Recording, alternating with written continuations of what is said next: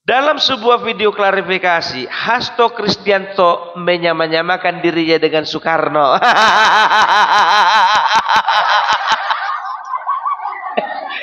Beda bro, beda jauh, beda langit dengan tanah kuburan.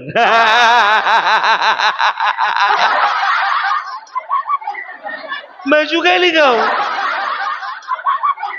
Siapa kau berani-berani menyamakan dirimu dengan Soekarno? Sedangkan anak-anaknya aja nggak terlalu berani untuk menyamakan diri dengan Soekarno. Ini kau. Kau siapa? Anak bukan. Saudara bukan. Tetangga juga bukan.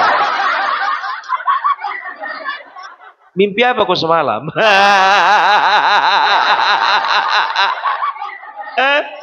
Kau nggak bisa kau disama-samakan dengan Bapak Soekarno, enggak. Kalau dibandingkan iya. Banyak kali yang mau dibandingkan antara kau dengan Soekarno. Yang paling mencolok Bapak Soekarno langsing, kau langsung. Ya, jadi si Hasto ini mengutip salah satu isi dari buku yang katanya menjadi kitab perjuangannya, ya. Dia mengatakan bahwasanya Bapak Soekarno pernah mengatakan bahwasanya penjara adalah pengorbanan dari cita-cita. Betul. Betul.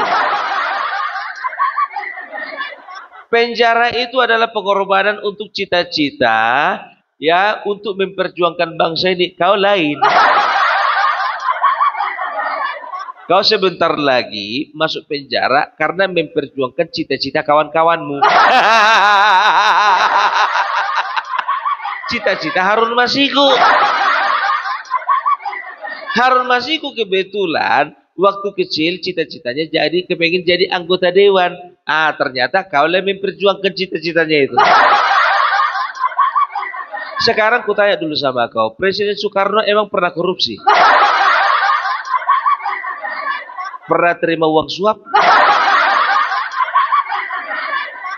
Pernah makan uang kereta api Indonesia? Pernah ikut-ikutan dalam proyek? Enggak pernah juga dia itu ketemuan sama mantan pacar Kaisang, enggak pernah. Apalagi ketemuan sama istri teman baiknya, enggak pernah.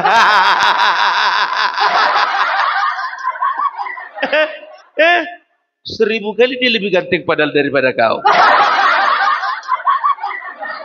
Enggak pernah tuh dia serobot-serobot istri daripada kawan sendiri. Katanya, siapa namanya Tahe? Yola.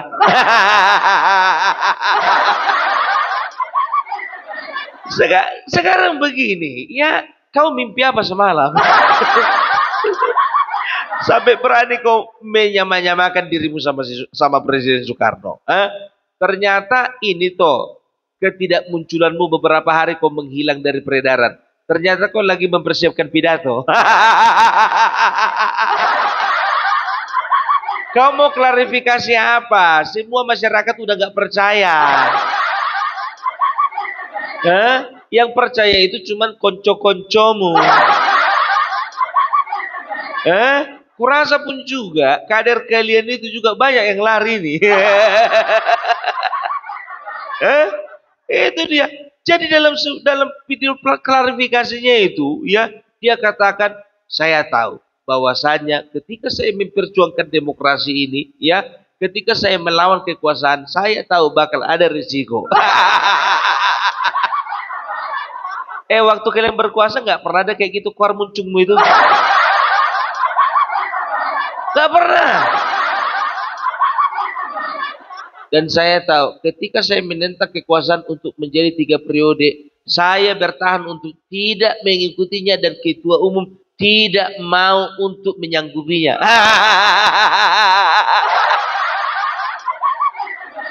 Kau bentar lagi mau masuk penjara, nggak usah sebar-sebar hoax. Ya, bilang aja langsung, nggak usah nyenggol-nyenggol gitu, bilang aja, Jokowi gitu. Alah. Kalau masalah itu suka-suka mulai. Jadi begini, gue bilang sama kau ya, Bapak Presiden Soekarno ya pada tanggal 4 Juli tahun 1927 beliau mendirikan sebuah partai yang namanya Partai Nasional Indonesia PNI ya dengan tujuan ya untuk memperjuangkan kemerdekaan bangsa Indonesia. Ya kan begitu. Nah, ketika dalam perjuangannya ya ternyata dia itu bersifat mengambil sikap radikal terhadap pemerintahan Hindia Belanda waktu itu. Nah, oleh karena perjuangan, tekad, cita-cita dan juga setiap gerak-geriknya ya dianggap membahayakan pemerintahan Hindia Belanda, maka dia itu kemarin sempat masuk penjara selama 4 tahun. Kan begitu? Selama 4 tahun setelah itu, ya tahun 1930 terpaksalah PNI dibubarkan untuk sementara waktu. Oleh karena apa? Ya, oleh karena beliau di penjara. Itulah yang namanya perjuangan mempertahankan bangsanya dari bangsa lain, kau lain. Kau jangan bilang dalam rangka memperjuangkan bangsa ini. Kau cuma dalam rangka memperjuangkan partai. Yang kau perjuangkan kadermu. Kau bukan memperjuangkan bangsa ini, bukan. Gitu loh. Lagian gini, berani sekali kau mengatakan. Jadi orang ini jujur aja aku bilang. Orang ini merasa bahwasanya Soekarno itu cuma milik dari PDIP sendiri. Tidak. Soekarno itu sudah dihibahkan hidupnya untuk bangsa ini. Jadi otomatis Soekarno adalah milik kami semua. Sama seperti halnya Soeharto, seperti B.J. Habibie, seperti Gus Dur, termasuk ketua umummu sendiri, itu adalah milik kami. Ketika menjadi seorang presiden, itu adalah milik bangsa ini, milik rakyat. Ini seolah-olah cuma kalian aja yang memperjuangkan bangsa ini dengan nilai-nilai dari Bung Karno. Wow, siapa kali kalian? Mentang-mentang ketua umumnya itu anaknya. Jadi partai yang lain, contohnya Golkar, Partai Gerindra, Partai PAN dan lain sebagainya. Ya, apakah mereka itu semuanya tidak sedang dalam cita-cita membangun bangsa ini sama seperti yang dilakukan oleh Bung Karno? Enggak kan? Itu, ya, jadi udahlah, sudahilah mimpi burukmu. Ya, jadi sebentar lagi kau kan diangkat, ya, nggak perlu kau klarifikasi sana sini. Tunggu aja kau diangkat, tunggu masuk aja, kau udah selesai. Kau kan doktor. Jadi kau kan nanti bisa memanfaatkan masa-masamu di dalam penjara untuk membuat buku, kan begitu ya, untuk memperbaiki diri, untuk introspeksi diri, untuk evaluasi. Setelah keluar dari penjara mau pindah ke partai mana kau? Itu. Karena apa? Nggak akan pernah lagi kau dipakai di PDIP. Betul ini, kenapa bilang? Karena ternyata di websitenya PDIP, nama Hasto Kristianto sudah tidak ada lagi.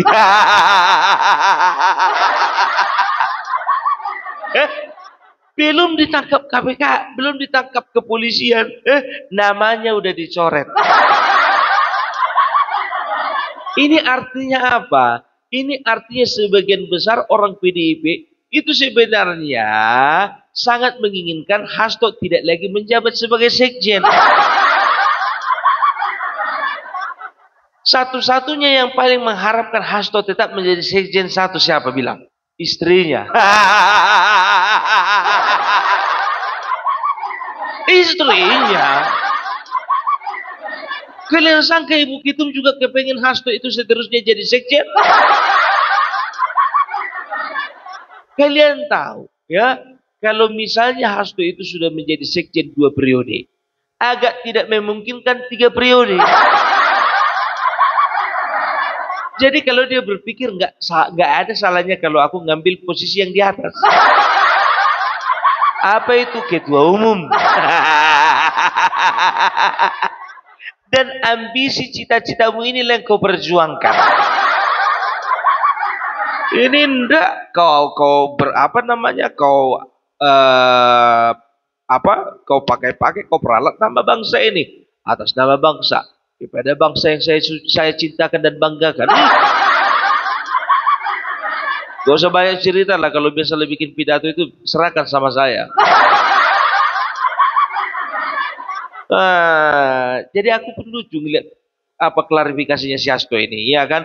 Sekarang ini klarifikasinya itu ditujukan sama rakyat Indonesia atau sama kader sendiri? Sekarang begini, Hasto, ya, ku bilang samamu, ya, sudah semakin sedikit orang yang percaya kepada partaimu, gara-gara ulahmu. Betul.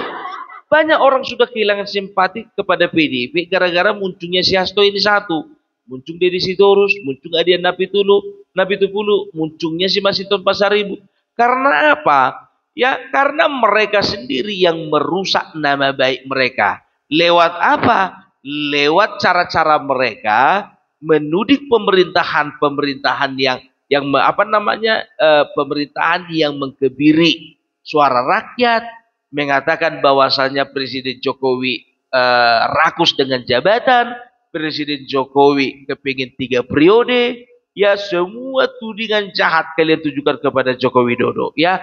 Tapi maaf, rakyat Indonesia bersatu padu bergandengan tangan tidak mau mempercayai apa yang kalian katakan. Itu dia. Gak tahulah yang 16% ya. Ya, itu dia ya. Dan juga itu kan sudah terkonfirmasi dari Pilpres kemarin bahwasanya sebetulnya kalian itu suara kalian itu sudah di bawah ambang batas. Udah di bawah ambang batas itu. Coba bayangkan ya, partai mana yang sekali merosot langsung kehilangan 17 kursi? 17 atau 7 sih? Walaupun ranking 1, tapi kalau nilai merosot tajam apa gunanya? Ya, semuanya itu oleh karena mulutnya si Hasto ini, iya kan? Dramanya banyak kali. Ya, cocok ini sebetulnya jadi aktor drama Korea dibandingkan jadi sekjen PDIP. Karena apa? Karena di drama Korea lah kita tonton bagaimana orang jumpa sama mantan pacar orang. Karena di drama Korea lah kita akan temukan ya seseorang curhat-curhatan sama istri kawannya. Ini sosok ngomongin bangsa dan negara. Alah. Ya, sekarang begini, apapun cara yang mau kalian gunakan untuk menjatuhkan Bapak Jokowi dan keluarga, ya, semuanya itu sia-sia. Lagian sekarang kenapa sih kalian ganggu-ganggu Bapak Jokowi? Kan beliau udah nggak presiden lagi. Kalian yang nggak bisa move on atau Bapak Jokowi nggak bisa move on? Jadi secara politik ini, kalau ini kita bicara dulu tentang secara politik ya. Ya, jadi secara politik ya, ketika mereka memecat Jokowi, sebetulnya di situ Jokowi udah bukan menjadi bagian dari mereka. Pemecatan Jokowi itu hanya formalitas menarik simpati dari masyarakat. Mereka pikir ketika mereka mengeluarkan statement pemecatan terhadap Jokowi dan keluarganya, mereka makin mendapatkan simpati dari masyarakat. Simpati dari kader kalian itu tidak bisa disamakan dengan simpati masyarakat. Karena kader kalian itu jumlahnya nggak lebih dari 16%.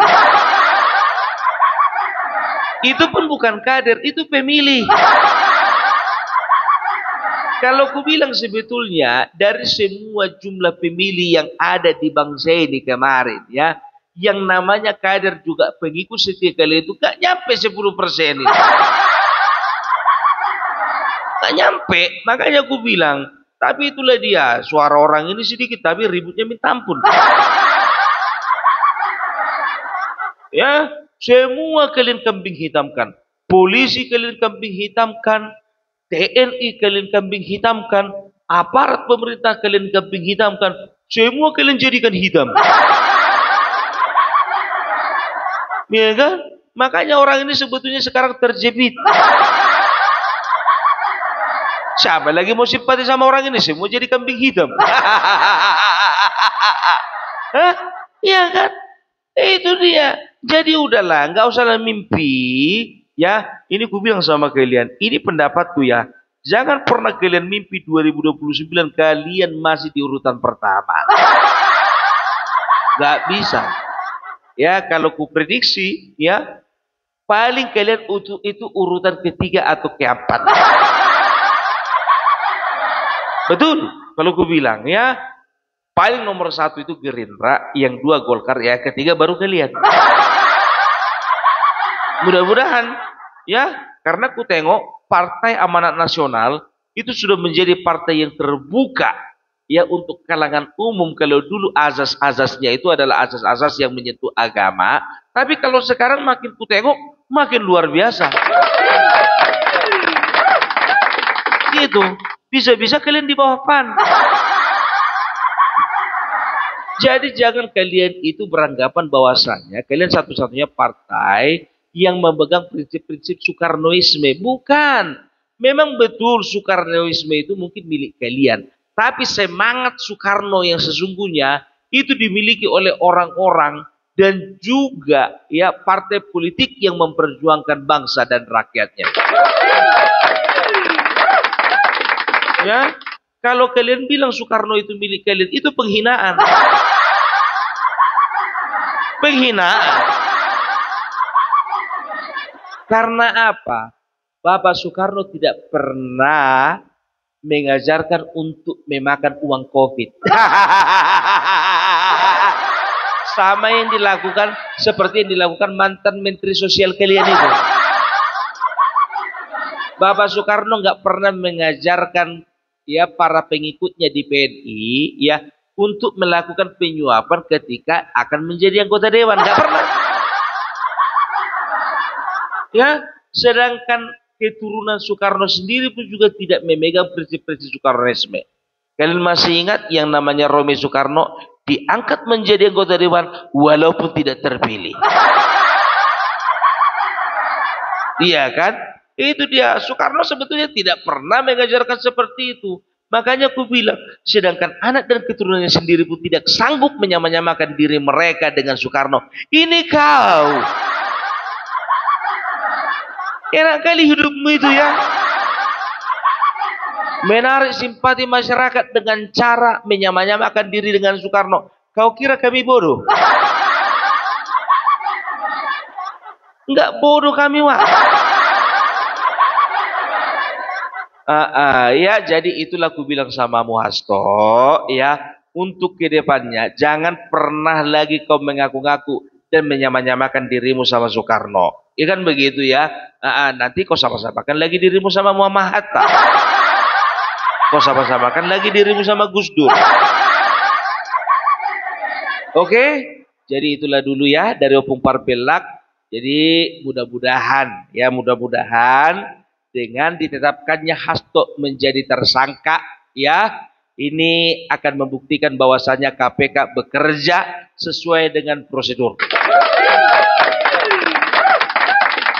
Kami sebagai rakyat ya mensupport pemerintah Bapak Presiden Prabowo dan juga mensupport untuk KPK dalam melakukan tindakan pidana korupsi, dan kami harapkan tetap konsisten melakukan tugas negara dengan baik ya, dan jangan pernah melirik ke kiri dan ke kanan. Apalagi dolar yang hijau-hijau itu. Oke? Iya, itu aja dari Opung Parpelak. Salam NKRI, NKRI harga mati.